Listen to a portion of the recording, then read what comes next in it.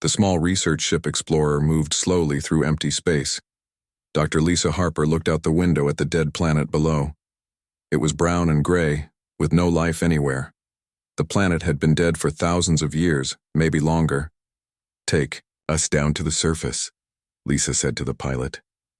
"I want to see what's down there." Captain Jake Morrison shook his head. "Dr. Harper, we've scanned 12 dead worlds this month. They're all the same, nothing but rocks and dust." Lisa smiled. "That's what makes this one different, Captain. My sensors are picking up something metal under the ground, something big." Jake looked at his screens. The readings showed metal structures buried deep beneath the planet's surface. The metal was old, very old, but it was definitely made by someone, not natural. "Fine," Jake said, "but we're not staying long. This sector gives me bad feelings." The ship landed on the planet's surface with a soft bump. Lisa grabbed her equipment and headed for the door. She had been an archaeologist for 15 years, studying ancient civilizations across the galaxy. Most of the time she found broken pottery or old buildings. This felt different. Outside, the air was thin but breathable. Lisa's team set up their digging equipment over the largest metal reading. The ground was hard, but their machines were strong. They dug for 3 hours before hitting something solid. "It's not rock," said one of her assistants. "It's metal. Really thick metal." Lisa climbed down into the hole. The metal was smooth and dark, almost black. Strange symbols were carved into its surface. She had seen writing like this before, but only in very old human books. Ancient writing from Earth's past. "This can't be right," she whispered. Her assistant called from above. "Dr. Harper, you need to see this. The metal structure goes down much deeper, and it's huge." Lisa climbed out of the hole and looked at her scanner readings. The buried structure was massive. It stretched for miles in every direction. The shape looked familiar, but it seemed impossible. "Captain Morrison," she called on her radio. "I need you to see this." Jake arrived at the dig site 20 minutes later. He looked at the readings and his face went pale. "Dr. Harper, this looks like a ship, a really big ship." "That's what I thought too," Lisa said. "But look at these symbols. They're human writing. Ancient human writing from thousands of years ago." Jake stared at the metal surface. The symbols did look like old Earth writing, but that was impossible. Humans had only been in space for a few hundred years. They had only joined the Galactic Council 50 years ago. Everyone knew humans were one of the youngest species in the galaxy. "There has to be another explanation," Jake said. "Maybe someone copied our writing. Maybe it's just a coincidence." Lisa shook her head. "I've studied ancient languages my whole life. This isn't a copy. This is real human writing, but it's older than anything we've ever found on Earth." They worked for the rest of the day, carefully, exposing more of the buried structure. The more they uncovered, the more obvious it became. This was a ship. A warship. And it was enormous. As the sun set, Lisa called Admiral Ben Parker on Earth. Parker was old and had been in the human fleet for 40 years. If anyone would know about secret human history, it would be him. "Admiral, I'm sending you some pictures," Lisa said. "I need you to tell me what you think." There was a long silence after Parker received the images. Finally, he spoke. "Dr. Harper, where exactly did you find this?" "A dead planet in the outer rim. The locals call it Kepler 438c. Admiral, these symbols are definitely human, but this ship is buried under millions of years of rock and dust." Another long silence. "Dr. Harper, I need you to stop digging immediately, pack up your equipment, and return to Earth." "But Admiral, this could change everything we know about human history. We can't just leave it here." "That's an order, Doctor. You and Captain Morrison return to Earth immediately, and don't tell anyone else about what you found." The communication ended. Lisa stared at the radio in confusion. Why would the Admiral want them to stop? This was the discovery of a lifetime. Captain Jake looked worried. "Dr. Harper, maybe we should listen to the Admiral." He sounded scared. "Since When is Admiral Parker scared of anything? Lisa asked. Something's not right here. That night, Lisa couldn't sleep. She kept thinking about the buried ship and the Admiral's strange reaction. She decided to do more research. Using the ship's computer, she searched through old military records and archaeological reports. What she found surprised her. Over the past 20 years, similar structures had been found on 16 other dead worlds. Each time, human military teams had classified the discoveries and sealed the areas.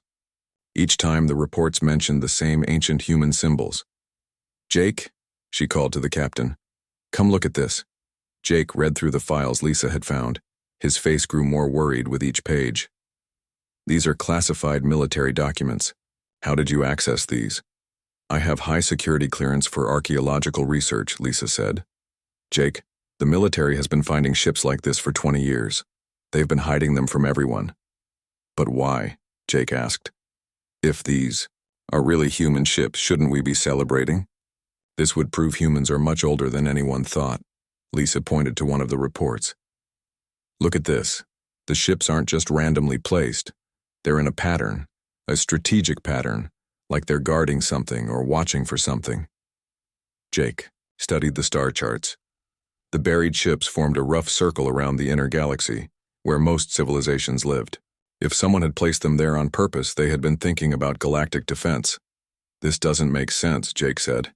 "If humans built these ships, where did they go? Why don't we remember building them?" Before Lisa could answer, her radio crackled to life. It was Admiral Parker again. "Dr. Harper, I'm sending a military ship to escort you back to Earth. Do not continue your excavation. Do not discuss your findings with anyone outside your team." "Admiral, I found records of 16 other sites. You've known about this for years.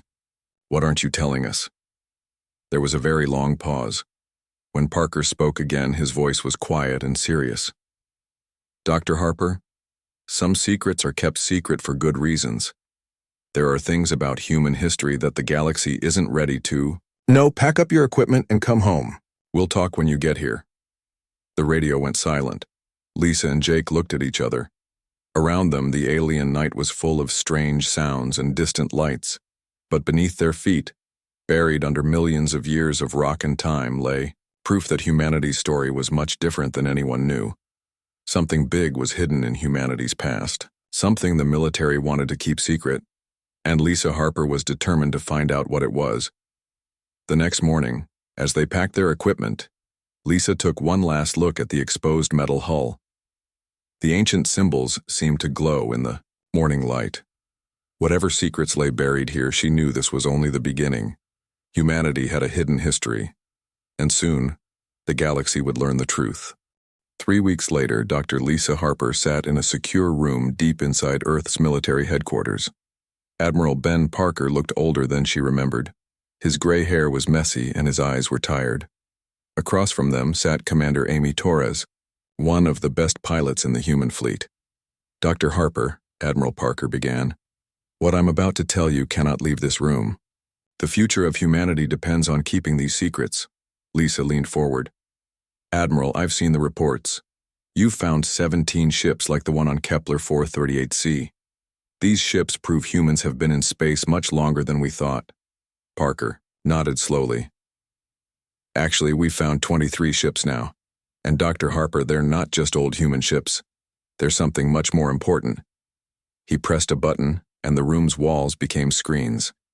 Images appeared showing massive, buried ships from different worlds.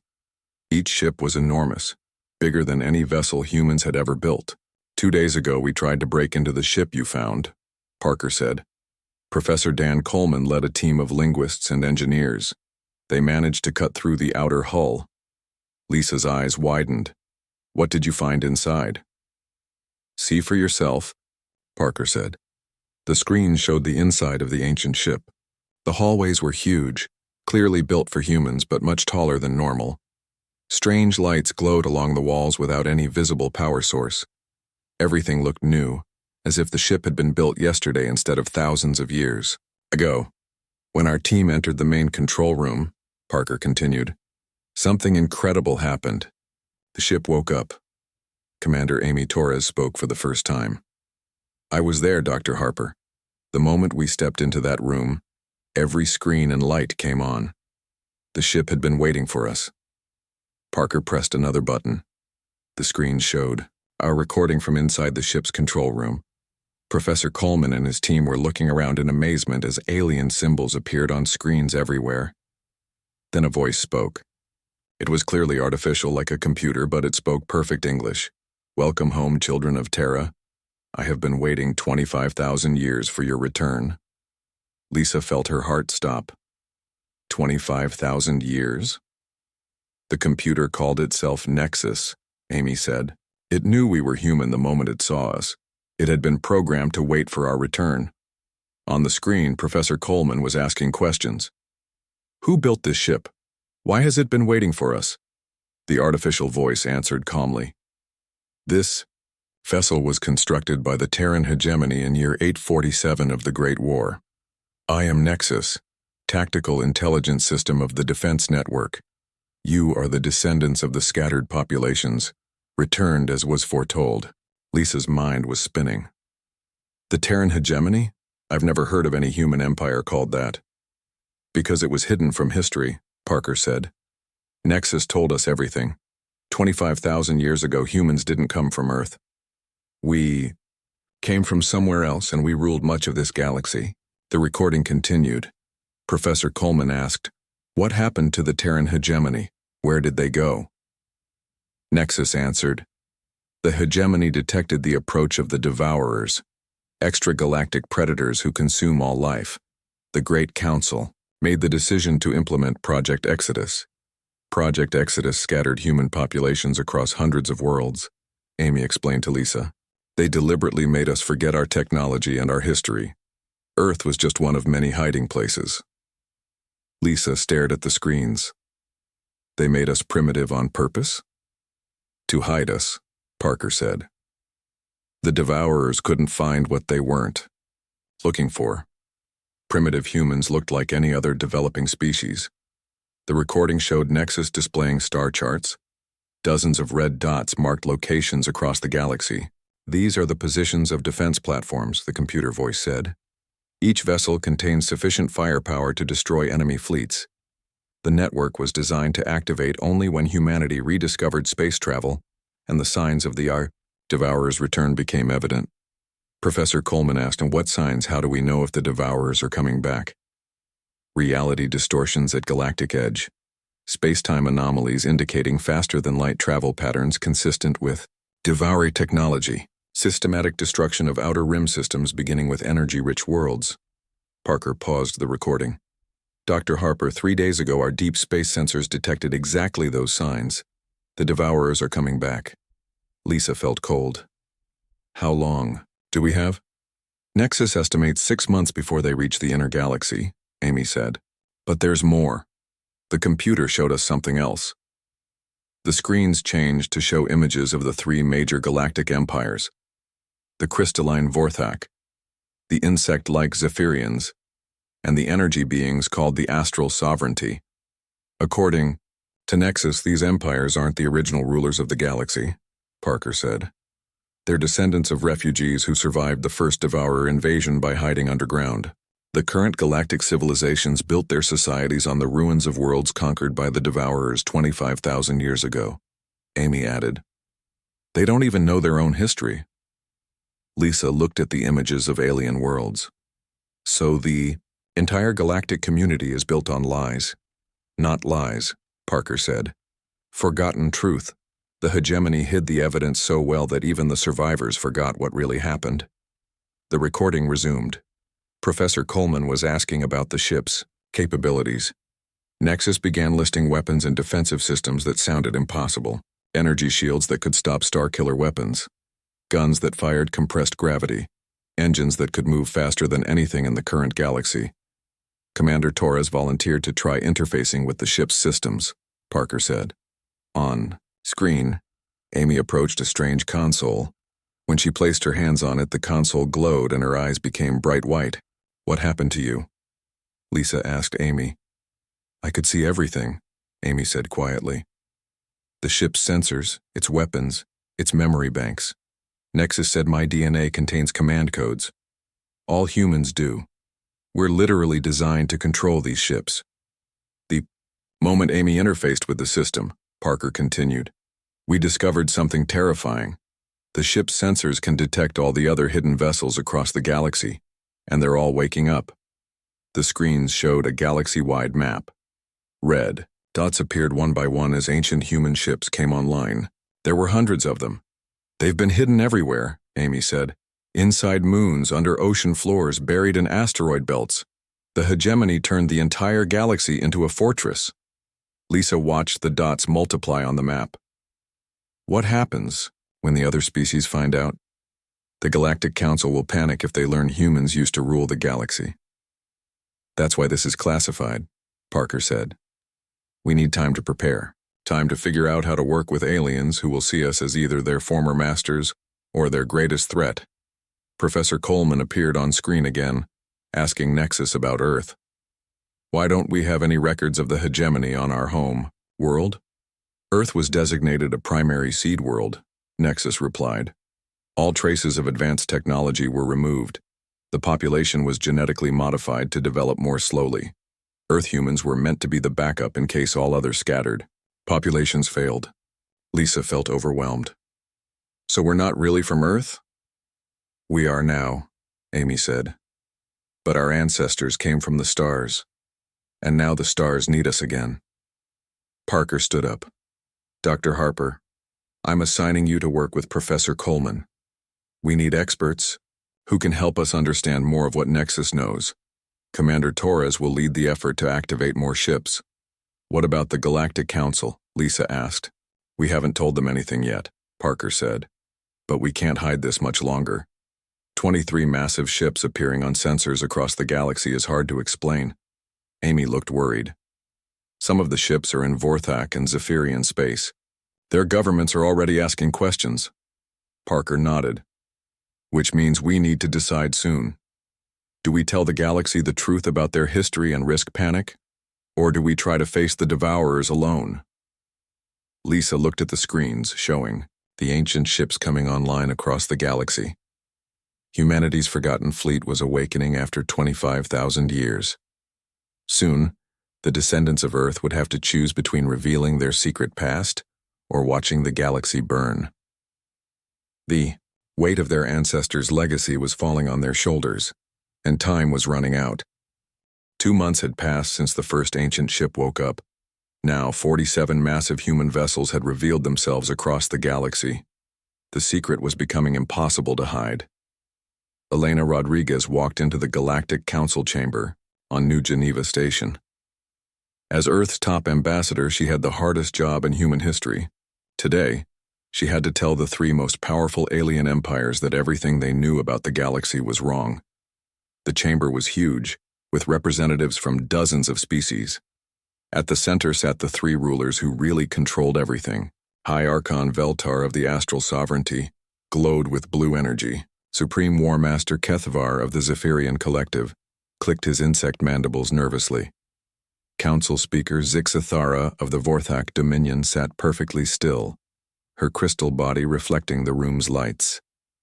Ambassador Rodriguez, Veltar's voice echoed like distant thunder. We demand answers. Your species has hidden massive warships throughout our territories. These vessels are more advanced than anything we possess. Elena took a deep breath. Honored council members, what I'm about to tell you will be difficult to believe, but recent discoveries have revealed the truth about our galaxy's history. She activated a holographic display showing the galaxy. Red dots marked the locations of awakened human ships. These vessels are not new. They are over 25,000 years old. Kethvar's wings buzzed angrily. Impossible. Humans have only been in space for a few centuries. You are the youngest species in the council. That's what we all believed, Elena said. But we were wrong. 25,000 years ago, an advanced human civilization called the Terran hegemony controlled much of this galaxy. The chamber erupted in angry voices from dozens of species. Zixthera raised one crystal hand for silence.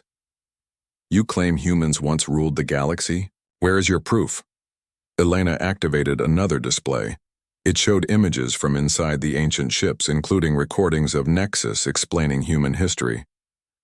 This artificial intelligence has been waiting since the fall of the hegemony. It has complete records of what happened. The recording played Nexus's voice explaining Project Exodus. The chamber grew quiet as the AI described how humans had scattered themselves across hundreds of worlds to hide from an approaching threat. According to these records, Elena continued, your own civilizations are much younger than you believe. You are descendants of survivors who hid during the first invasion of creatures called the Devourers. Veltar's blue glow became brighter. You expect us to believe that our ancient empires are built on lies? Not lies, Elena said carefully. Forgotten history. The evidence was hidden so well that even you forgot your true origins. Supreme War Master Kethvar stood up, his 6 legs clicking on the floor. Even if this is true, it does not matter. Those ancient humans are gone. You are not them. You have no right to claim their authority. Elena nodded. We're not claiming authority over anyone. We're here because the threat that destroyed the hegemony is returning. The Devourers are coming back. She showed new images from deep space sensors. Strange distortions appeared at the galaxy's edge, exactly as Nexus had predicted. Our sensors detect the same patterns that warned the ancient humans. We estimate 6 months before the first Devourer fleets reach inhabited systems. The chamber fell silent. Zixathera spoke first. If this threat is real, why should we trust you? How do we know this isn't an elaborate trick to make us submit to human rule? Because we're offering to help, not to rule, Elena said. The ancient, human fleet is awakening, but we need cooperation from all species to mount an effective defense. On Earth, General Carl Brooks was having his own problems. The ancient human ships were appearing faster than anyone could track. Each vessel that came online was bigger and more powerful than the last. Sir, his aide reported, we've got a situation in the Vega system. One of our ships just surfaced from inside the planet's core. The local Zephyrian garrison is demanding explanations. Brooks looked at the tactical display. The ship in question was massive, the size of a small moon. Its appearance had caused panic throughout the system. What's the ship's status? Brooks asked. Online and fully operational, sir. The AI system identifies itself as Guardian 7. It's requesting permission to begin defensive preparations. Brooks rubbed his temples. Each awakened ship brought new complications. The aliens were getting more suspicious and angry every day. Some were starting to call for military action against humanity. Commander Amy Torres entered the command center. She had spent weeks learning to interface with the ancient ship's systems. The experience was changing her in ways she didn't fully understand. General, she said, I've been in contact with 12 ship AIs. They're all reporting the same thing. The Devourers are closer than we thought. How much closer? Brooks asked.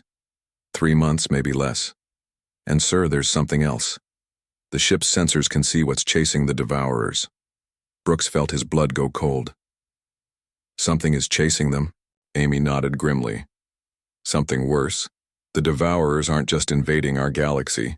They're running from something in their home region. Whatever's behind them destroyed an entire galactic cluster. Back on New Geneva Station, the Galactic Council meeting was getting heated.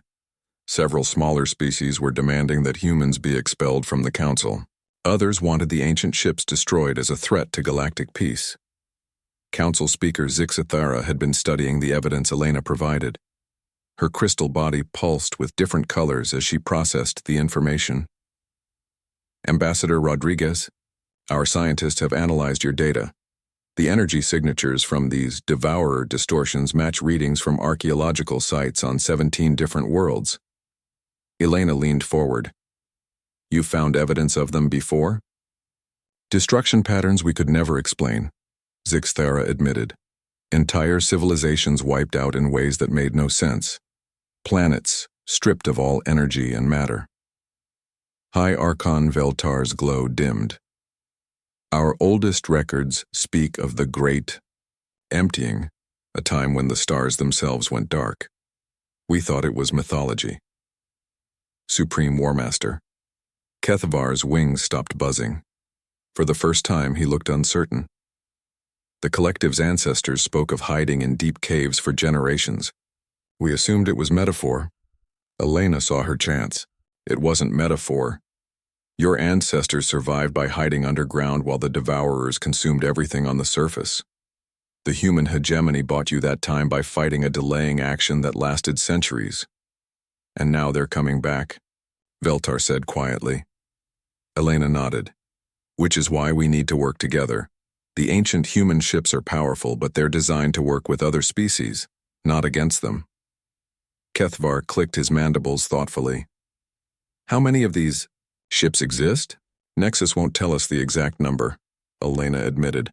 But based on the activation pattern, we estimate several hundred, maybe more.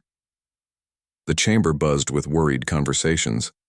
Species that had been enemies for centuries were suddenly facing a threat that made their conflict seem small. Zixthera stood up. Ambassador Rodriguez, if we were to consider cooperation, what would humanity require from us? Full access to your military assets and complete coordination of defensive strategies, Elena said. And we need you to help us wake up more of the ancient ships. Some are in regions we can't reach without your help. And in return? Kethavar asked. We share everything the ancient ships know. Technology, tactics, and most importantly, how to survive what's coming. Veltar's glow pulsed slowly. This is not a decision we can make quickly, but if these Devourers are truly approaching, time is not on our side, Elena said. Every day we delay gives them a better chance of success. The council session ended without a decision, but Elena could see the fear in their eyes. The galaxy's rulers were beginning to understand that their ancient enemy was returning, and their only hope lay with the species they had always considered the weakest. On Earth, more ancient ships were awakening every day. Each one brought humanity closer to reclaiming their forgotten power, but it also brought them closer to a war that had already destroyed one galactic civilization. The question now was whether the current galaxy would choose cooperation or conflict when faced with extinction. The first Devourer scout ship appeared at the edge of the galaxy exactly when Nexus predicted. It was enormous, bigger than a space station and completely organic. Living metal grew across its surface like skin. Energy tentacles reached out and began draining power from nearby stars. Fleet Admiral Mike Chen stood on the bridge of the ancient flagship, Terra Invicta. Around him, displays showed the positions of over 300 awakened human ships spread across the galaxy. Each vessel was crewed by humans and aliens working together for the first time in galactic history. All units report ready, Admiral, Captain Rob Martinez said. He commanded the Terra Invicta and had learned to interface with its ancient systems. The Galactic Council fleets are in position, Mike nodded. 3 weeks ago, the Council had finally agreed to unite against the Devourer threat. Fear had accomplished what diplomacy could not. Now Vorthak crystal ships flew alongside Zephyrian bio-vessels and astral energy constructs, all following human tactical coordination. Dr. Wright, what are your sensors telling us about that scout? Mike asked. Dr. Susan Wright looked up from her science station. She had been studying Devourer technology since the first contact. Admiral, it's not just scanning our defenses, it's learning. Every time we move our ships, it adapts its position. This thing is intelligent. On the main screen, the Devourer scout began changing shape. Its organic hull flowed like liquid, forming new weapons and sensors. Energy readings spiked as it prepared for battle. It knows we're here, Rob said, and it's calling for help. Space around the scout began to distort. More ships were coming through faster than light travel, but not the way normal species traveled. The Devourers seemed to tear holes in reality itself. Fleet-wide alert, Mike announced. All ships prepare for combat.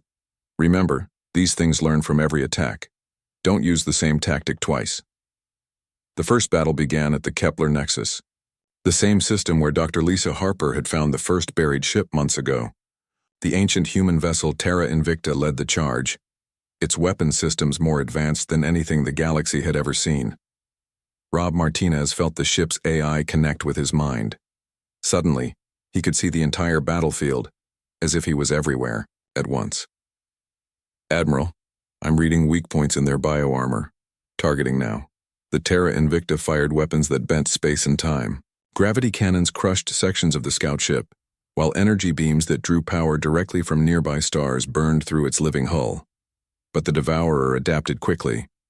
Its hull began reflecting the energy attacks and strengthening against the gravity weapons. Within minutes, the same attacks were barely scratching its surface. It's learning too fast, Dr. Wright reported. Every shot we fire teaches it how to defend against the next one. Supreme War Master, Kethvar's voice came over the communication system. Human Admiral, our bioweapons are having similar problems. The creature adapts to everything we throw at it. More Devourer ships began emerging from the distorted space. Each one was different, specialized for different types of combat. Some were built to drain energy, others to consume matter, and the largest ones seemed designed to eat entire planets. "Admiral," Rob said, "Nexus is sending me tactical data from the ancient war. The original human fleet faced this same problem." "What did they do?" Mike asked. They realized the Devourer's greatest strength was also their weakness. They learn and adapt, but they need time to process new information. The key is to overwhelm them with more changes than they can handle at once. Mike understood immediately. "All ships, prepare for Coordinated Strike Pattern Alpha. Every species will attack using completely different methods simultaneously." The combined galactic fleet moved into position. Human ships fired gravity weapons while Vorthak vessels used crystal energy beams. Zephyrian bioships released living missiles that could change direction mid-flight, and astral constructs attacked with pure energy that existed outside normal space. The Devourer scout tried to adapt, but there were too many different attack types coming too fast. Its hull began to buckle and crack as it failed to defend against the varied assault. "It's working," Dr. Wright shouted.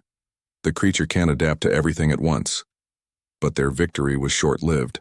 The dying scout ship sent out a massive energy pulse before it exploded. The pulse carried information about the galactic fleet's capabilities to the approaching Devourer army. "Admiral," Rob said grimly, "that signal just told the main fleet everything they need to know about our tactics." Within hours, the real invasion began. Hundreds of Devourer ships emerged at the galaxy's edge, each one already adapted to counter the weapons that had destroyed the scout. They had learned from its death and were ready for everything the galaxy could throw at them. "All fleets fall. Back to defensive positions," Mike ordered. "We need a new strategy." The retreat was orderly but desperate. The Devourer fleet was larger than expected and moving faster than predicted. System after system sent out distress calls as the organic ships arrived and began consuming everything in their path. Elena Rodriguez was in the Terra Invicta's communications center, coordinating with terrified planetary governments. "Admiral, we're getting reports from the Outer Rim.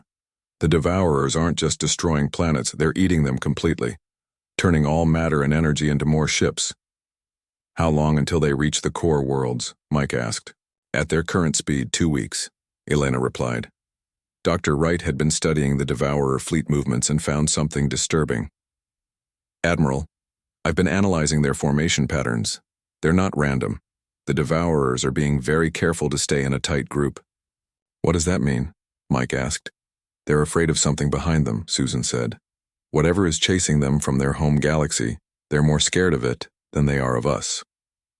Rob Martinez was deep in interface with Nexus, searching through the ancient databases for answers. "Admiral, I found something. The original hegemony had a final weapon, something they never used because it was too dangerous." "How dangerous?" Mike asked. "It could stop the Devourers completely," Robbie said. "But it might also destroy every other civilization in the galaxy." Mike felt the weight of decision settling on his shoulders. "Show me." The main screen displayed technical information about something called the Stellar Network. It was a galaxy-spanning web of ancient human technology, hidden inside stars themselves. If activated, it would create an energy barrier that could stop the Devourers but might also damage every planet with intelligent life. The hegemony chose to sacrifice themselves, rather than risk destroying innocent species, Rob explained. They scattered humanity instead of using this weapon. But now we have a choice they didn't, Dr. Wright said. We know the other species exist. We could evacuate them first. Elena shook her head. There's no time to evacuate entire civilizations. And even if there was, where would they go? Mike studied the tactical displays. The Devourer fleet was sweeping through system after system, growing stronger with each world they consumed. Soon they would be unstoppable. There has to be another way, he said. Rob's eyes suddenly went wide as new information flowed through, his neural link. Admiral, Nexus just showed me something. The stellar network wasn't designed just to create a barrier. It was designed to send a message. What kind of message? Mike asked. A signal so powerful it could reach other galaxies. The hegemony was trying to warn someone about the Devourers, someone who might be able to help. Dr. Wright looked at the data. If we activate the network at partial power, we could send that signal without destroying everything else. But it would take all our remaining ancient ships to power it. Mike realized what she was saying. We'd be defenseless if it doesn't work. But if it does work, Elena said quietly, we might get help from whoever the hegemony was trying to contact. The decision was the hardest any human had ever faced. Risk everything on a signal to unknown allies, or watch the galaxy burn while trying to fight an unwinnable war. Mike looked around at his crew, humans and aliens working together to save their shared home. Do it. Activate the stellar network. Send the signal. Across the galaxy, ancient human ships moved into position around key stars. The technology that had waited 25,000 years finally activated, sending a message of hope across the infinite darkness between galaxies. The Devourers were still coming, but for the first time since the invasion began, the galaxy had reason to hope. Somewhere in the void, someone might be listening. Someone who could help them win a war that had already destroyed one civilization. The children of the scattered hegemony had chosen to stand together, no longer as rulers or servants but as guardians of all life in their galaxy.